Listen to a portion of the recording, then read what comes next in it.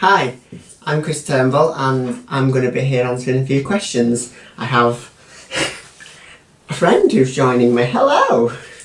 Okay, first question. What was the inspiration behind the vintage coat? Well, to be honest, it was the coat. Back in 2013, I visited a place called Alston up in Cumbria, and in there was an antique shop that sold clothes, and yeah, I found this antique vintage coat, military coat. That was basically it really. I mean, I started looking into the coat's history. There was no tags on it, there was no nothing. The only thing that gave it anything away was the buttons. I was able to look into sort of what era it was. And that kind of started it all really, and being the type of person I am, I just developed this story which only started off as a small story in my head, started writing things down, and before we know it, here we are. Okay, next question. What made you want to write? I mean, I've always written and I've always enjoyed writing, but there's never really been a force behind it. There's been, are you having a cuddle? There's always been just things to get things down, enjoy writing. There's never really been a passion for being a writer. There's never been a passion to be a published author. I just enjoy writing, and the vintage coat was never ever planned to be a published book. So I've just been quite lucky in the fact that someone believed in me. I see what you want. What's this? Okay, what's the next one? Who was your favourite character and why? It's funny because nobody's ever asked me who my favourite character is, but I'm constantly asking people, and everybody seems to have the same answer as me, and that's Charlie.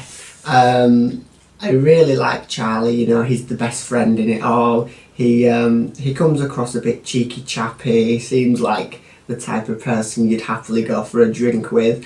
He seems like the type of person who could get you in trouble, but at the same time I think he's the type of person that would also help you get out of trouble. So yeah, definitely Charlie, I think. Okay, next one. If you could go back to 1943, what would you do? That's a hard one, because I mean, if I was to time travel personally, 1943 wouldn't be my choice. But given the situation, I think it would be just interesting to see, places where I grew up, places that I know personally, see what it's like now as to then, and, really see the difference, to be honest, yeah. Okay, next one. How did you come up with the concept I need my eyes testing? I don't know really. I've not always been a time travel fanatic. I'm not that kind of person, yet being such an old coat and knowing the history of it, I didn't want it to be a case of it's just set in the past. The coat I found in the present day, so I almost wanted my character to find the coat in the present day, and that's kind of where that really came from. The next question, what is your process? My writing process is, I think everybody's is really different. I know for me, I already knew how the book was going to start by the time I started writing it, and I knew how it was going to end. For me, it was filling in the middle bit. I know a lot of people write the end first, or write the beginning first, or write sections and piece it together, but even though I had a real strong image of how the book was going to end, whether that was the final chapters of 1943 or the very final chapter, which I won't give away if you've not read it, I knew exactly, I had it all in my head, but I couldn't write it until I'd got there. I needed to write and get to that place, and I feel by doing it that way I was able to put the emotion into the final chapters, because I felt that I'd gone on the journey with Joe as well, and yeah, I felt I was able to put the emotion in there a little bit. As for the stories in the middle, I actually came up with a bit of a checklist of things I would like to see happen. Not all of them ended up in the book, and some actually things were added to the book. So yeah, it's a bit of a spur of the see how the story's going kind of a thing. Of that's how I enjoy writing. What is your favourite book of all time? Well, for anybody that knows me, I think it would obviously have to be Harry Potter. I discovered Harry Potter when I was about 12 years old, and it wasn't long after that that the first film came out, and I think personally, I think that's probably the best age to be. You know, 12 is, you know, very close to Harry's age in the first book, and at that age I then grew up with the books. You know, the books were coming out, the films were coming out. I'm a very similar age to Daniel Radcliffe, so for me, I feel that I was probably at that perfect age for the books. Have you dropped it? Are you oh, let me get it for you. Okay, what's the next one? If you could be a character in any book, what would it be and why?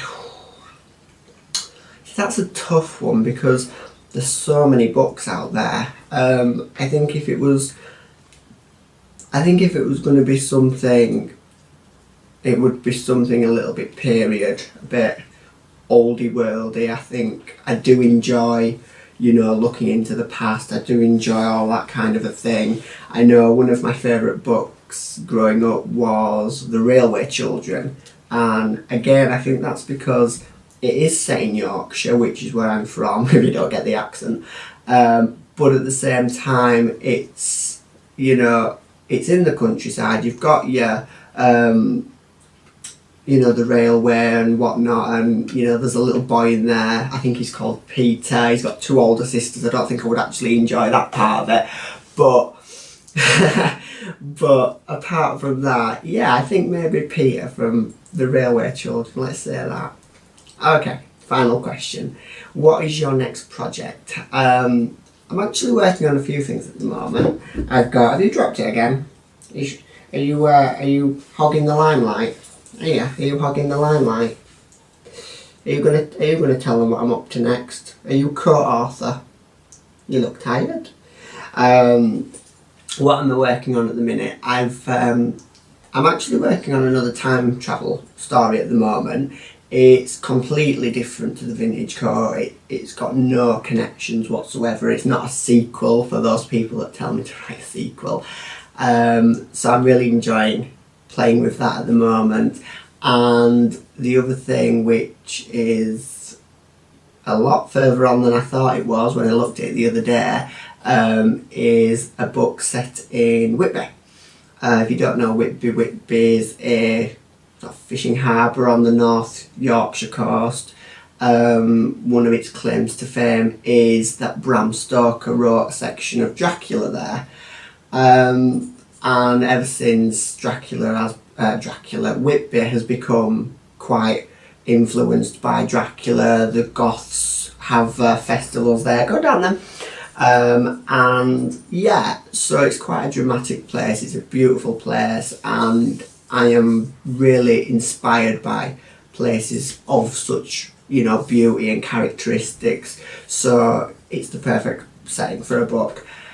So yeah, the book I'm writing is not a Dracula book. It's not vampire related, but it does have reference to Dracula in there, because I felt like you couldn't not, with it being so popular there. But it's not a vampire book. I don't want to say too much more than that. And that's it. So we'll leave it there. Are we going to say bye? Are you coming back? Come here then. Oh, look at you. You're a menace. You're a menace. Say bye then. Say thank you. You're just not interested, are you? See you later.